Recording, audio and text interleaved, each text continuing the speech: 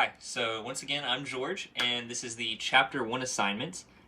Some companies that I go to without thinking. The first one is going to be Diet Sundrop for soda. It's more of a habitual buy than anything. It's a drink that I started drinking when I was very young. It's what my parents both drink when it comes to soda, so that was just naturally what I go to. And I can drink the other citrusy sodas without any problem. That's just my go-to, my number one. So I think that would definitely be more out of habit than anything. It's not that I dislike any of the competing products. It's just that that's the one that I've always used.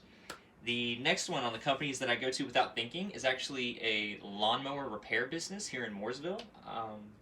It's the Power Outlet of Lake Norman.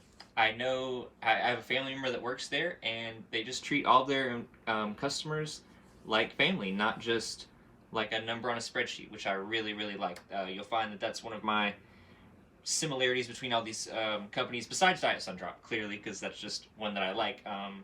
The main thing that I like in companies is that they treat you like your family, like an individual, not just a dollar sign or a number on a spreadsheet. So the Power Outlet of Lake Norman is one of those companies as well. The last one is Titleist brand golf balls.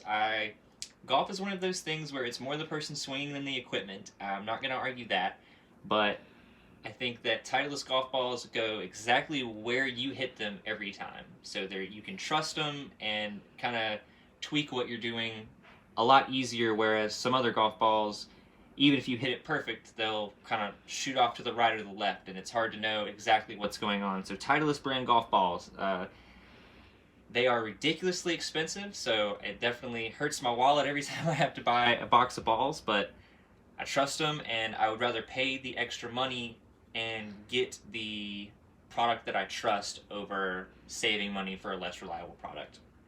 Some companies that I will never use again. The first one is actually Facebook.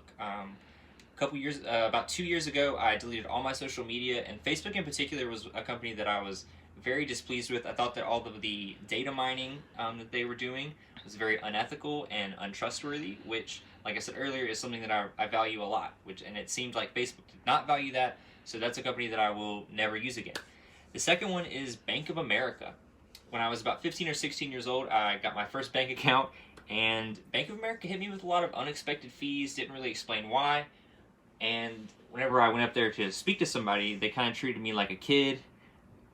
Probably looked at me as if my $200 in that bank account was super unimportant to them. So I just told them I was going to close my account, paid all the fees, and I went to First Citizens Bank, which they're the type of people when you walk in, they remember your name, they ask about your day, and that kind of stuff is what I really value in companies.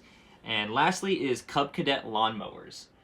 Like I said, I have a family member who works in the lawnmower repair business. I spent some time in that field as well, and they just make a garbage product, if you don't mind me saying. All of their bearings and stuff in the wheels are this cheap plastic.